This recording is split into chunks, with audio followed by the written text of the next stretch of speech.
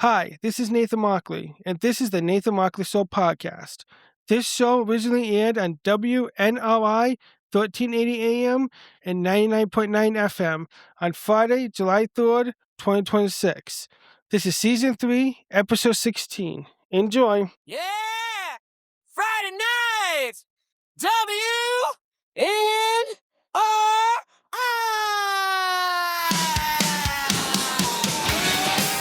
Winding down slow, radio on, like he's riding shotgun all night long. Me and Nathan, that same old voice, stories rolling, easy choice. I'm staying in for the Nathan Markley Show every Friday night on my radio. From WNRI, yeah, the signal rolls through the walls, down to my soul. I'm staying in for the Nathan Markley Show. Let the whole town drive, I'll let 'em go. I'll be right here where the stories flow. Tuned in time to the Nathan Markley Show.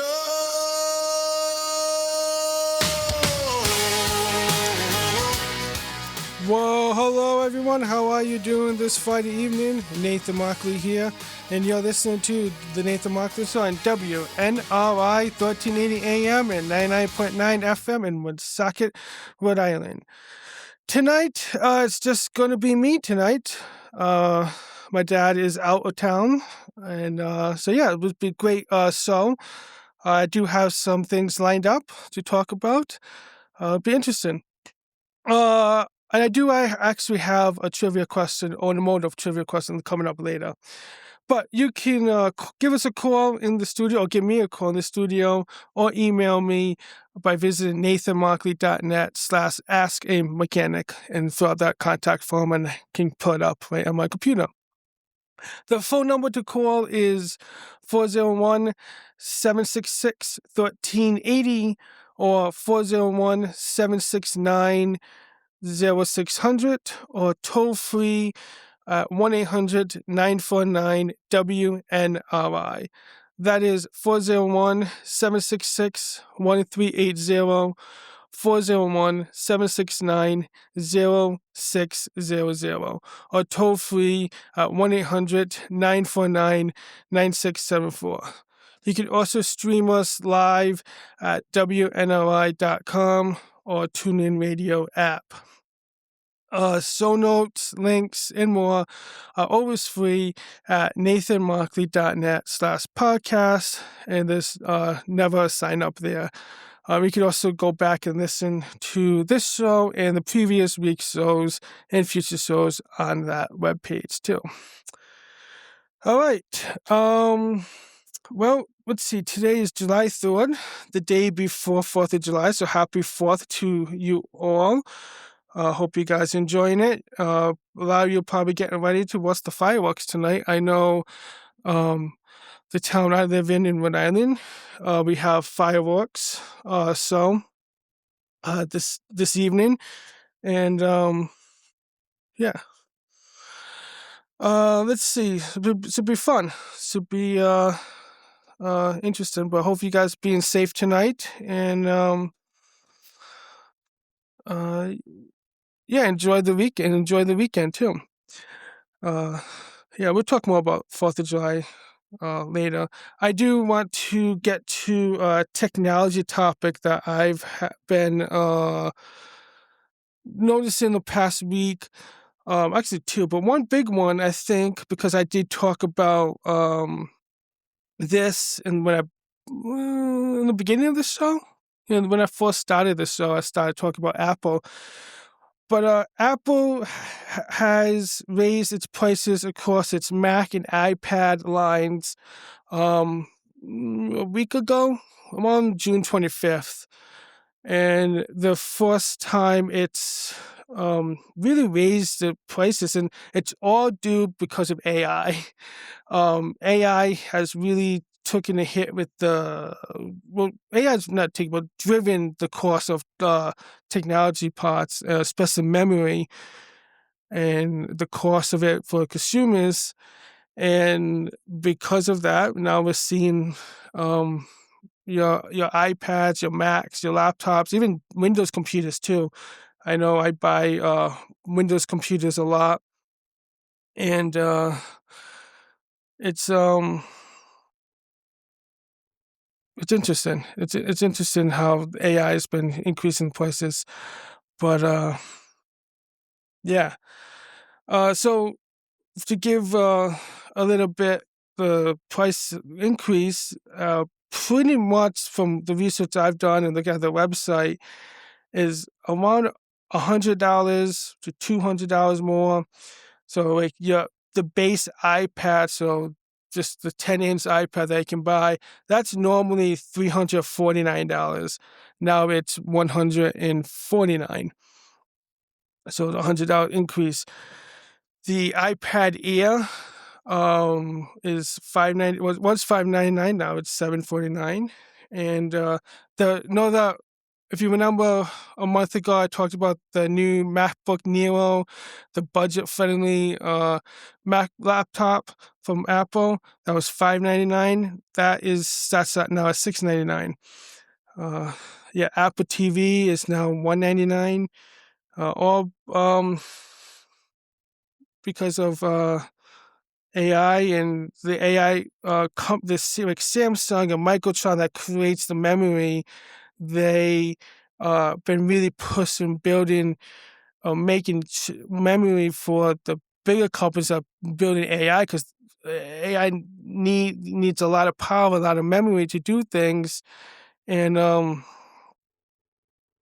it's it's now that because they're doing that, it's they don't they're making less memory for the consumer industry. That's the way I want to word it. And now we're seeing price increase on this. The interesting thing, though, that I've noticed is the iPhone, even the AirPods, right now the prices are holding steady. And I think it'll be interesting to see what Apple does in the coming months, because Apple usually announces new iPhones in September. And what, do they keep the same price? Are they going to keep raise them like everything else? I don't know. What are your thoughts on that? What do you think? Do you have any guys' thoughts? Let me know. Give me a call. Yeah. This AI era we're in is it's an interesting one. Really is. one of the words terminology that a lot of industry folks and tech journalists is calling this is called RAM-geddon, because it's very hard to get RAM memory. That's what the memory is. The chip is called RAM. And it is true. It's been going on for at least 2 or 3 years now, but Apple's finally come around to that. They waited a long time. I wonder if they really need to increase prices, because Apple has a lot of money. They have billions of dollars anyways. They could probably afford to keep the prices the same. Huh. I just thought of that. That's interesting. Oh, well. I don't know. Anyways, moving on. So speaking of AI, OpenAI, which is the founder and maker of ChatGPT, this week I saw news that they're going to talk about giving the U.S. government 5% equity stake in the company, aimed at ongoing AI policy talks in Washington. And that's very interesting that they want to give that stake into the government. And how that, is that a good thing, is a bad thing? I really don't know. Yeah, I really don't know, because it's not going to affect how the company do things, right? Maybe will it force people to think about things differently? I don't know. Yeah. What else do I have for today? I know. So last week, last Friday, my dad and I, we talked about amateur radio and field day. And because it was amateur radio week last week, and it was a great show. And if you haven't listened in to that, if you couldn't listen, you can always go to YouTube, Apple Podcasts, and Spotify and listen to that recording. For field day, my dad and I went down to East Greenwich at one of the clubs there that had field day set up, and we met a lot of great people, saw some awesome setups, and we were able to get on the air in HF. I think we were on 20 meters. Yeah, I think it was 20 meters, and made some contacts. I made 2 contacts, and then my dad made a few contacts. I think he made 4 or so. I kind of let him talk more because I've done it before, and have him get more hands-on and practice making contacts in the HF. Yeah, it's very interesting. But it was interesting that day. We had real fun. One of the things I liked about that field day experience from that club is I got to meet a lot of great people and learn a lot from seasoned amateur radio, ham radio operators. And I was looking at like their setup. They have many different stations. So they had a go-to station, get on the air station, which is if you're new to amateur radio or you haven't been on for a few years, you can get on the air. And they had 2 different radios there, but they're using 20 meters on that one. Then they had another HF set up there, and what's pretty cool, the way they did it, they had a computer in the radio, and they always had 2 people with you. So one making contact on the air, and one listening and writing down like the call sign and the contacts that have and logging it, so to help you, which is really nice. But they connected the laptop and the radio, because I didn't know you could do this, but to a monitor, 2 monitors, and so people walking by, they can see it, so anyone visiting, so you can see actually what frequency they're on the radio. I didn't even know that the radio had that port on the back of it, but that's pretty nice. Something I have to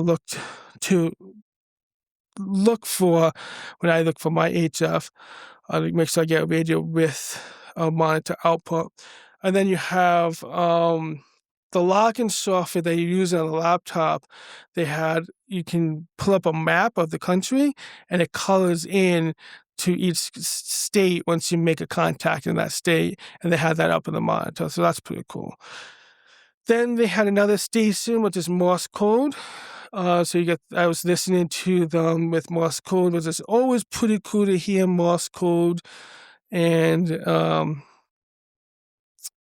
yeah, that was definitely cool to hear. And I'm like, I definitely need to learn Morse code.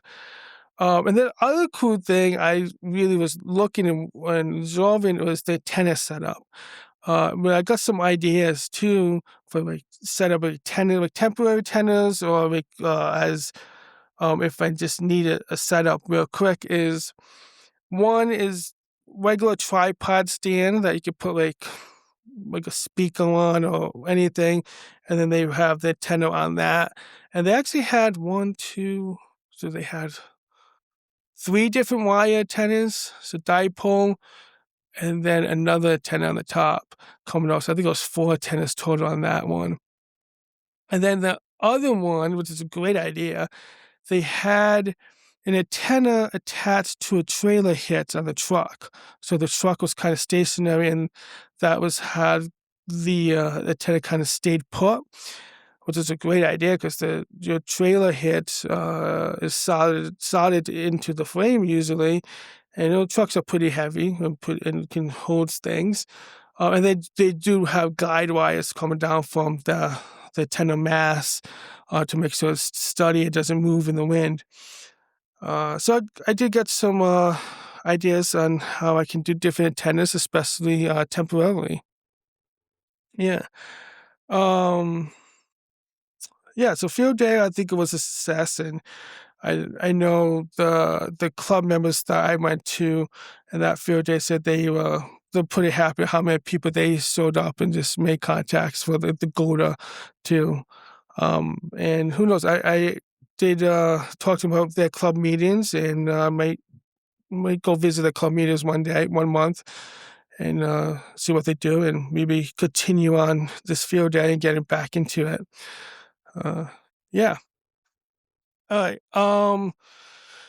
So I do have a few more stuff to talk about with amateur radio and special events that I found out, and especially since it's July 4th weekend, I figured it'd be good to talk about that. But before I get to that, I do need to take an ad break. So let me pull that up right now. Switch it to here, and we'll be right back after this ad. The Nathan Markley Show, WNRI. Accidents happen, but choosing the right repair shop makes all the difference. For over 45 years, Hillview Auto Body in Johnston has been the name Rhode Islanders trust. Established in 1980, a Gold Class certified and Class A body shop, we've invested in the highest level of training and technology to ensure your vehicle is repaired to the strictest industry standards, and we've built our reputation on quality craftsmanship, honest service, and getting the job done right the first time. From minor dents to major collision repairs, our expert technicians handle it all. We handle most of the claim process to make the repair process smooth and stress-free from start to finish. At Hillview Auto Body, your car isn't just another job, it's treated like our own. So when life throws you a bump in the road, trust the team that's been fixing them for decades. Hillview Auto Body, Johnston, Rhode Island. Quality you can see, service you can trust. All right, you're listening to the Nathan Markley Show on WNRI 1380 AM and 99.9 FM, or online at WNRI.com or TuneIn Radio. 401-766-1380, 401-769-0600, or 1-800-949-9674 is the phone number to call. Now, normally when you hear that song, it means it's Ask a Mechanic. So it's not really going to be a full Ask a Mechanic segment today. It's just me in the studio. But however, I do have a trivia question for you because, keeping with the theme of the show and around this time, figure it'd be good to have some kind of automotive topic for you all. So that question is, which automaker introduced the first mass-produced hybrid car in the U.S. market? And also what year too? So if you know that, but which automaker introduced the first mass-produced hybrid car to the U.S. market? If you know the answer, give me a call at 401-766-1380, 401-769-0600, or 1-800-949-9674. All right. Moving on to finish up the amateur radio stuff. I was on the ARRL's website this weekend, and I saw that they always have special events. And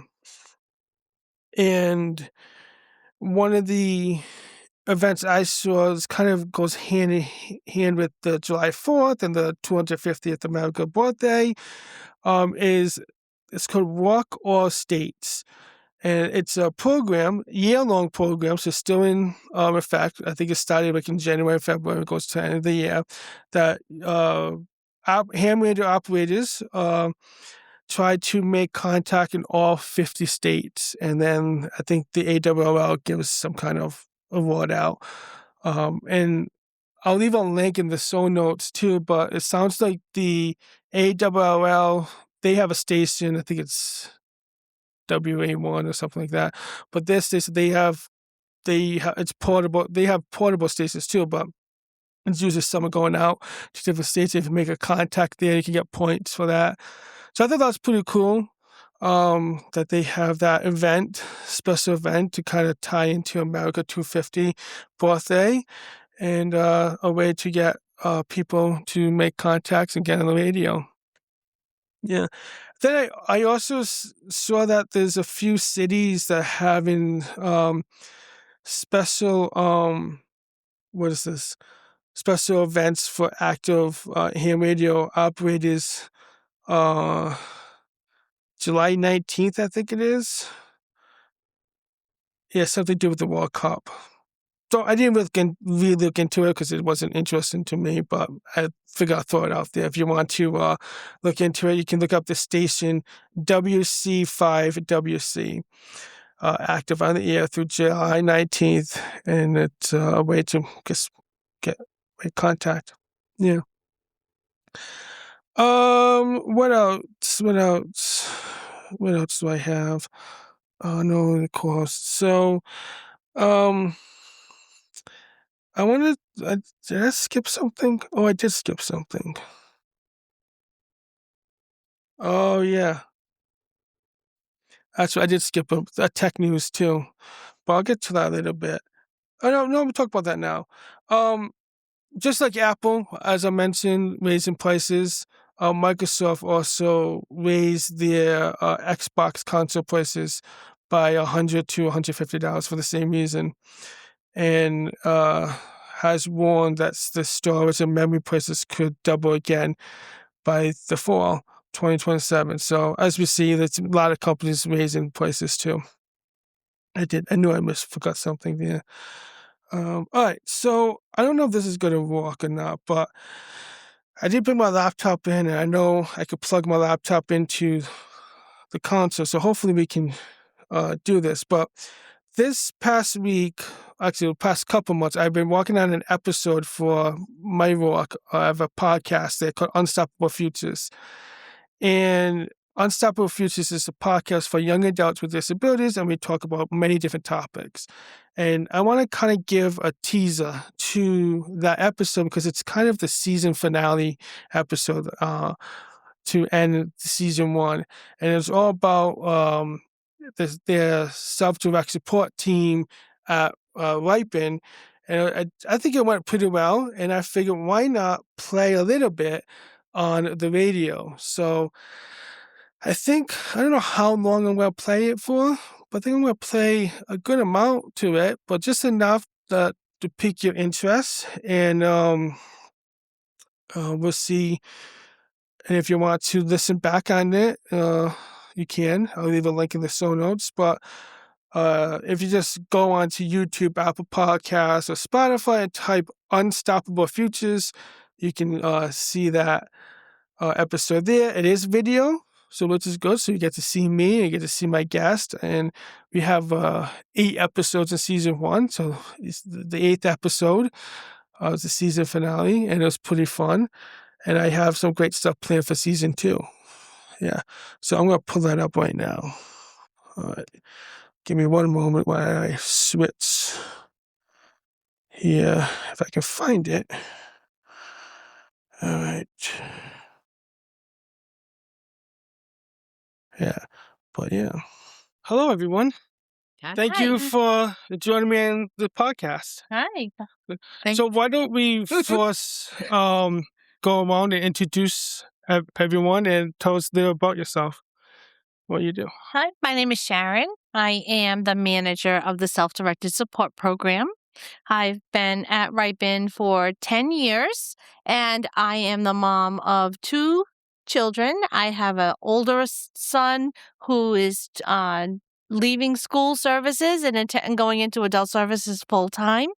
He has an autism diagnosis. And I also have a 15-year-old who is thriving in his high school and being a peer support and peer mentor.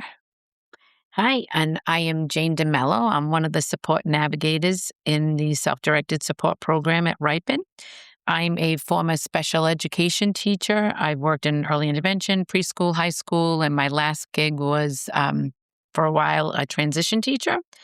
When it was time to leave the classroom, I have referred hundreds of families to Ripon, and the logical place was to get a job here. Mm-hmm. And I've always loved it and love it even more now that I'm working here. Mm-hmm.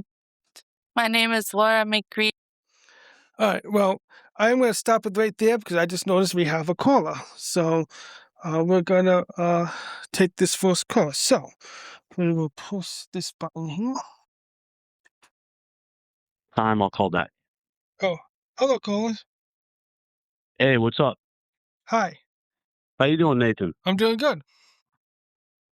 Hey, So yeah, real warm out there, huh? Need a lot of water, like those AI data centers, huh? Yes, it's been the heat's been crazy. Yeah, Hey man, you talk, you know a lot about computers, yeah, I know things about computers. Yep. and that's the way the world is going, right? I heard Yeah. you talk about the Xbox. Yes. The first Xbox, right? Yeah. What I've been hearing is that if you have the very first Xbox, the capacitors, Mm-hmm. they have to be replaced if you use it a lot because they start to leak. Oh, You know anything about that? I do not know nothing about that. That's the first time I've heard it. I mean, I guess that makes sense if you use it over and over again. They kind of heat up and kind of get burnt out. I know it's It something just that only electronics. people that had Xboxes would be familiar with. Like Mm, some people never bought. Like I bought the very first Xbox, and they came out with the 360, yeah. then Xbox One. I don't know if the 360 came out before the One or whatever, but the very first one was just called Xbox. Yeah. So if people didn't buy them, they weren't familiar. And I heard something about the capacitors Yeah. The capacitors. Yeah. uh, It's interesting. leaking. Hmm. Do all of those gaming systems have capacitors? What is a capacitor? I know that's a good question. I think they do have all capacitors. I know laptops, I think, have small ones. I actually don't know what they actually do. I'm not really huge in electronics, but I can find out and get back to you next week, next Friday. Because they were given out, and it seems like to Yeah. me that they intentionally made them weak because they knew that they would sell a lot of these things, and then they'd eventually go broke, and then they could sell you the new one, which they already had planned. You know. Yeah. So what do you think of this Maybe. this artificial intelligence world? Yeah. All this AI, it's ridiculous. Yeah, I mean, it takes a lot of memory and a lot of power too. Yeah, I mean, people are using it though. Yeah, we're kind of being forced to use it. Every Mm, time you do a Google search now, it used to yes. give you a whole mess of different searches for websites to gather information. Now it says an AI overview. Yeah. Mm. But And all the AI is what they program into it. So if they don't program certain information into it, the AI won't give you that information. yeah, that's true. And I think for the way Google does their AI for the Google Search, it just looks at the source pages. So instead of you going to click on each individual link results, it's doing it for you, which is pretty nice actually, because you don't have to spend time looking at for the right link and the right information, because there's a lot of pages, as you probably know, when you sort something. So having AI doing it kind of creates a summary. But I know when I do use AI, it always gives me the source, and I can go to that link and click on that website that I found the information from. So I think it all depends on how you use it too. It could be helpful. It all depends how you use it. It uses a lot of water, huh, to cool the all these data centers that they're building. Yeah. So I think because the computers get hot and it can overheat, and they use water to help cool it down. Um, and You know, that human can, beings need that water more than these computer systems. yeah. I wish we could go back to the 1800s, Nathan. I mean, yeah, I don't know. I mean, without technology, we wouldn't have a radio show, though. Yeah, But there comes a certain yeah, limit where it becomes useful and then it becomes useless, where you don't really need it, and it takes away a lot of thinking. Like the Industrial Revolution was great because it enabled tools to be mass produced. So if yep, I needed an axe, I wouldn't have to make it myself. I'd go, hey, the Industrial Revolution, I could go down to the local store and they had a whole mess of axes. yeah, With this computer revolution, it's like they're forcing things on us where you need to live your need this wireless piece of plastic yeah, that you can take out of your banking, that you can buy tickets from, that you can just do so much stuff that used to be done organically and naturally through mankind. yeah. and they're forcing us into a new world that I wonder how healthy it will be for humanity. Yeah, that is true. And technology is always changing too, and it's either getting better or worse, depending on how depending on what your use case is and how you use it. And it it also it does change like the jobs too. Um, yeah, like you said, like if you need to like build like like a piece of machinery or something, like technology, you're able to do that. But now, it got better because before you have a human do it, now you can have a robot do it. You can make even more. Yeah. It's Like, pretty cool if you look at like the timelines of how it evolved over time. can I ask you how old you are? I'm in my 30s. In your 40s? Okay, so No, you're 30s, kind of like right. 30. Oh, 30, Yeah, 30s? yeah, yep. All right, so you were born like 95 maybe? I'm on there. All right, so I got like 25 years on you, and the world is changing, man. And It is. picture like a huge caterpillar digging machine that can be totally run individually Mm, by a, I wouldn't say thinking, but by a brain that allows it to make certain decisions when it encounters problems. yeah. I And it's going to be a funny world that we're going into. Yeah, I mean, I remember growing up in the 90s and early 2000s, how the internet changed. I remember dial-up connection and seeing, like, I've seen how the internet evolved. Like, I was born before Google was born. I'm older than Google, let's put it that way. And I remember seeing when Google first came out. It's an interesting time. So you were probably born after the Boston Garden was demolished. When you were born, probably the Boston Garden was probably already gone. Probably, I don't really remember. I was probably too young, though.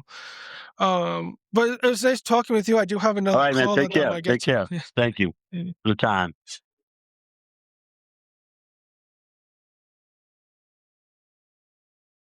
Hello, caller. You're live on the air. Hey, Nathan, how you doing? Hi.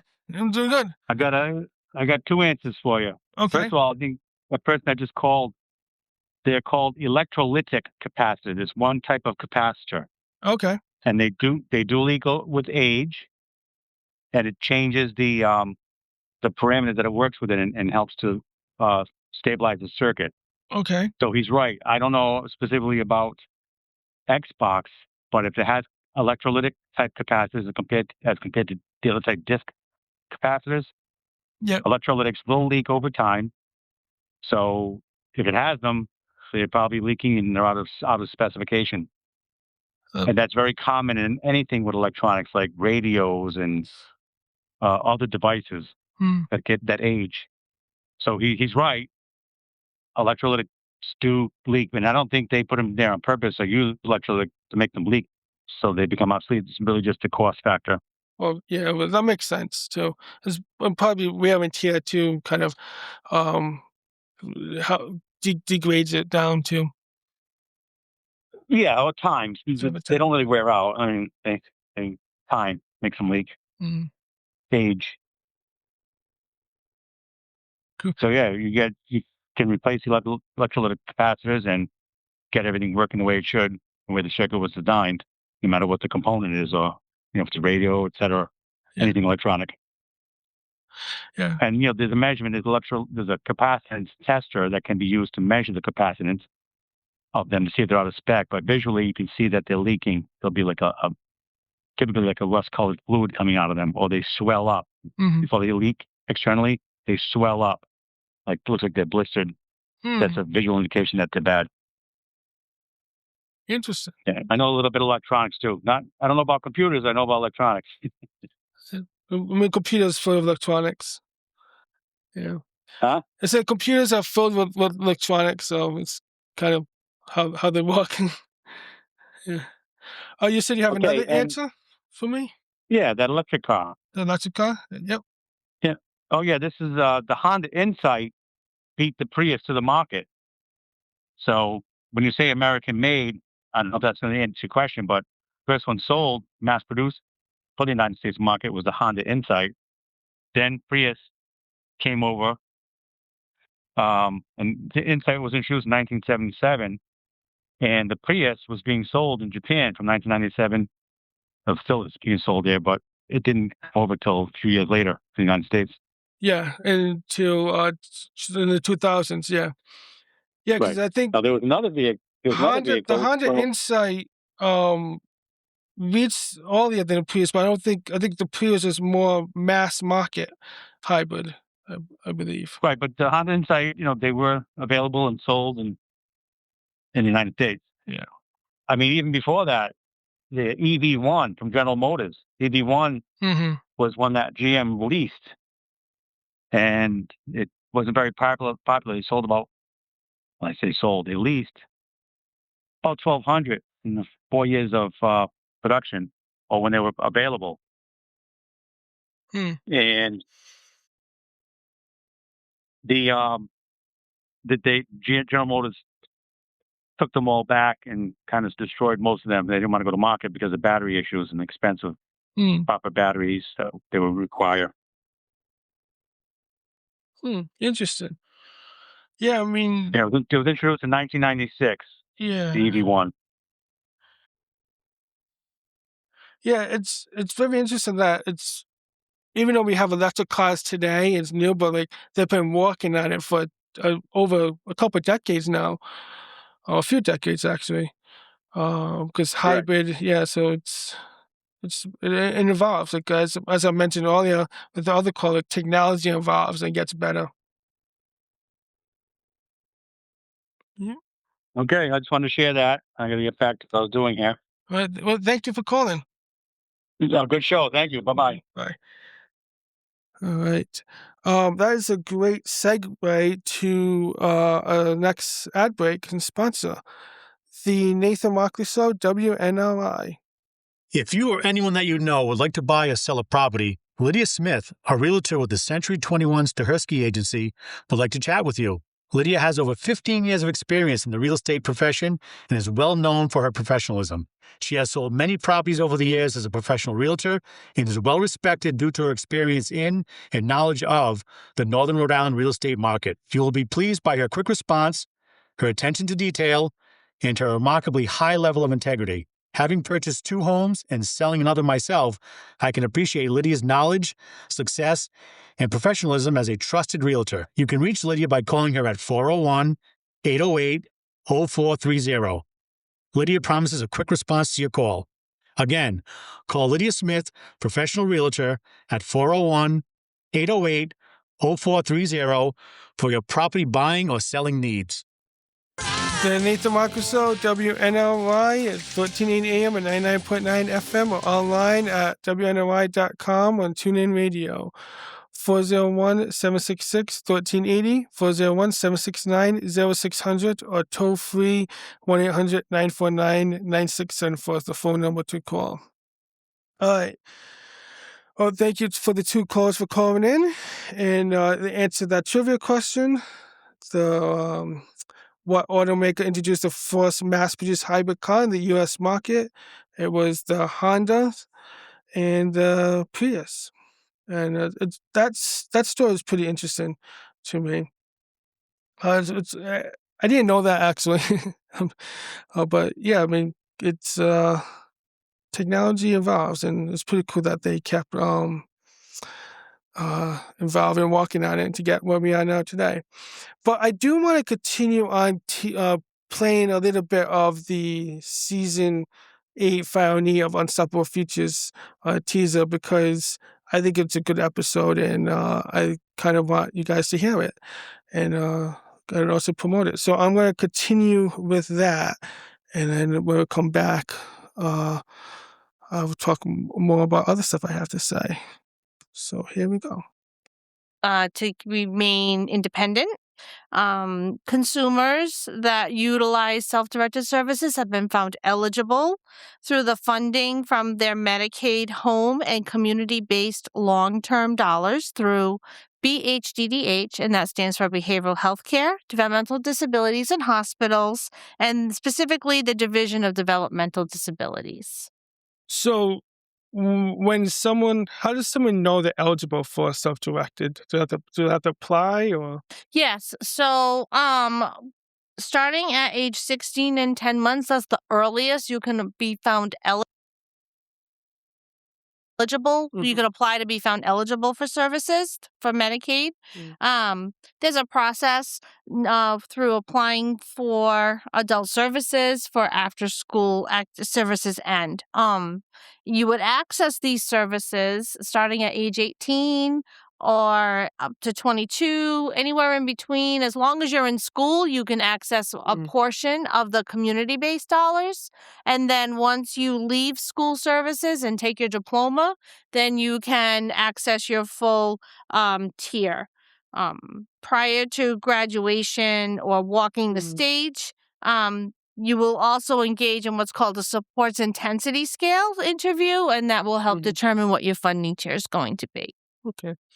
We'll talk about funding a little bit, but the next question I have is, what does a typical day or week look like for someone using self-directed services?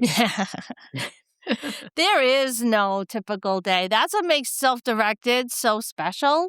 It really is unique and personalized to the person. So a person that enjoys being outdoors may want to volunteer at a community garden one day, and maybe they want to go work at a greenhouse or part-time, or they might like going to a theater, movies, plays, art, all those kinds of things. They get to choose what activities they want to do throughout the day.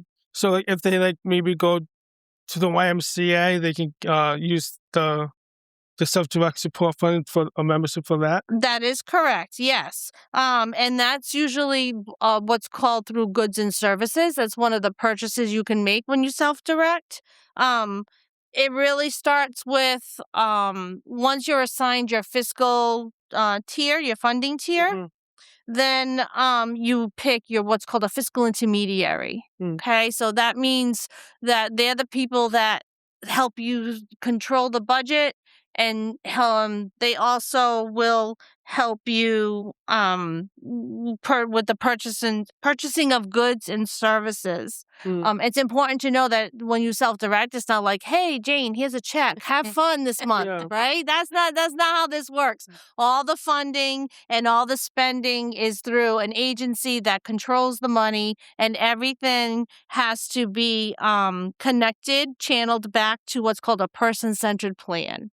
And that's where the individual can really include their voice and choice in how they want to live their day. Yeah, so that is good that they have another agency to help them with the financing and the tax issues or stuff. So they don't have to worry about it, because I know that can get very complex quickly. Right. Yeah. They help with like the business side of things.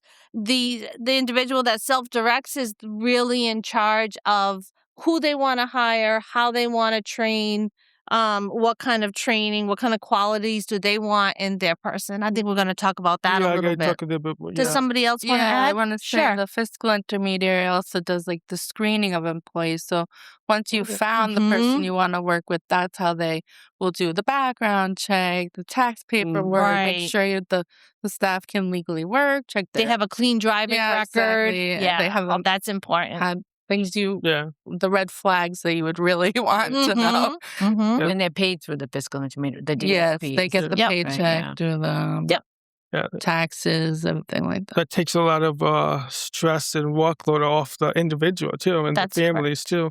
Maybe too much. You kind of have a team. You kind of we're a business team. You have different people helping you out. Right. All right, so I think I'm going to stop it right there. That was a really good teaser for the episode. It was a great episode. We talk all about self-direction, especially why someone with a disability or a DD, developmental disability, should choose that option, and also a little bit about the team. And that's on the Unstoppable Futures podcast that I do at Ripen. And it's one of my favorite episodes. There's a lot of episodes. Again, there's 8 of them. And, I mean, we talked anywhere from smart technology was another episode. And another one I talked about, what's this one again? Episode 6. What did we talk about? Episode 6. Oh, healthcare and healthcare transition and advocacy. We talked about a little bit about employment and choice, navigating feedback and criticism. That we talked about healthy relationships and why relationships are important and different kinds of relationships, and more about advocacy too. And all that can be found on YouTube, Apple, and Spotify just by searching Unstoppable Futures. And yeah. And I think that is a good segue to another ad. And when we come back, I have one more thing to talk about. But if you want, you can give me a call at 401-766-1380, 401-769-0600, or toll free at 1-800-949-9674. If you have a question, a comment, or just want to say hi, I'll be here. The Nathan Markley Show, WNRI. Thanks for listening to this show. As an ad-supported show, we are always looking for new partners with products and services that will benefit our audience. Are you ready to grow your business? Reach out to nathanmarkley.net/advertise and launch your campaign now. The Nathan Markley Show on WNRI, 1380 AM and 99.9 FM, or online at WNRI.com and TuneIn Radio. 401-766-1380 or 401-769-0600 or 1-800-949-9674 is the phone number to call. All right, we have about, 5 minutes left of the show. And the last thing I have for us today, this evening, in the past 5 months, I was taking a leadership service class through an organization called Advocates in Action, and it's Advocates in Action. It's actually a good an organization for a lot of people. I'm going to pull up the website right now, if I can find it. But I actually, on the Nathan Markley, wrong. So Unstoppable Futures, the very first episode, I interviewed them and talk a little bit about that. And I'm going to play a little bit about that, that episode. But so Advocates in Action RI is Rhode Island's statewide self-advocacy organization. It's a nonprofit organization, and their mission is to empower people who have developmental disabilities to advocate for themselves and others, to support and strengthen the self-advocacy movement, and to raise awareness about disability issues in the community. They strive to help people become educated about their options, aware of available resources, able to make informed decisions, and control their own lives and evolve within the community. And every year they host a leadership service class, and they talk about what is being a leader. They talk about why being a leader, like how a leader leads, and also a team, being in a team. And they also talk about different disability rights. I've learned a lot about that. I actually learned the Section 504 law and the ADA law, which we don't have enough time for me to go over that. Actually, I don't have enough time to go over a lot of what I want to do right now. But what else was about voting too? The people with disabilities have rights in the voting, and it was really great. I learned a lot and met a lot of cool people, and hopefully I can, maybe one day I'll invite them on the show and we can talk more about it. But let me play a little bit of the episode I did, because that episode, we talked a lot about that, and it can really help. One, thank you for agreeing to be on this podcast with me. Hi. Hello. Hello. So let's go around and introduce ourselves, and a little bit. And Nathan, I love to finally meet you in person because I love meeting a fellow geek because I am definitely a geek. And I would like just to add on that Kelly and Keith and Andrew didn't tell you everything that they do because they are right there to support people. Like we have if you need help, call us kind of a thing, or we'll Zoom with you or meet with you. And they are right there for that. And Andrew is one of my right-hand people for proofreading things because I can't read my own stuff. Kelly has been helping us make a curriculum for about self-direction. And Keith will do anything and everything to support the board. So they underplayed their roles. Cool. Awesome. Thank you for joining me today. And yes, it's nice to meet you all in person. So if you guys could tell us maybe a short elevator pitch, what is Advocates in Action? Advocates in Action is Rhode Island's premier statewide self-advocacy organization. Our mission is to empower people who have an intellectual and/or developmental disability to advocate for themselves and others. Many of you talked about you did a leadership class. Well, that was a quick teaser, and I don't have enough time to really play a lot when I want to play. But, hopefully you guys are interested. Go check out Unstoppable Futures on Apple and YouTube and Spotify. Go listen to the latest episode 8, the season finale, all about self-direction. And also check out all the other episodes. It's something I'm really proud of, and I have some great ideas coming up.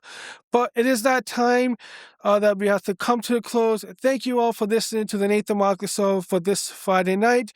Thank you for joining me. I appreciate you being here. If you missed any part of the show and want to listen back, catch the replay on YouTube, Apple, or Spotify. Thanks for spending part of your Friday evening with me all. Stay hydrated, stay safe this 4th of July weekend. I'll talk to you all next Friday. Bye. Another Friday in the books, laugh lines running through the show. You've been riding every turn through the highs and the low. We're closing out the Nathan Markley Show. Thank you for the time you chose.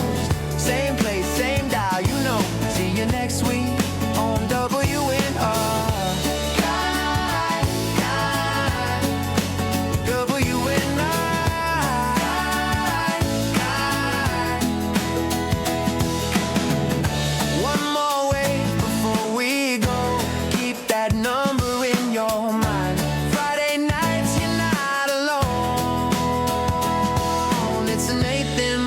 Show on WNRI. It's the Nathan Markley Show on WNRI.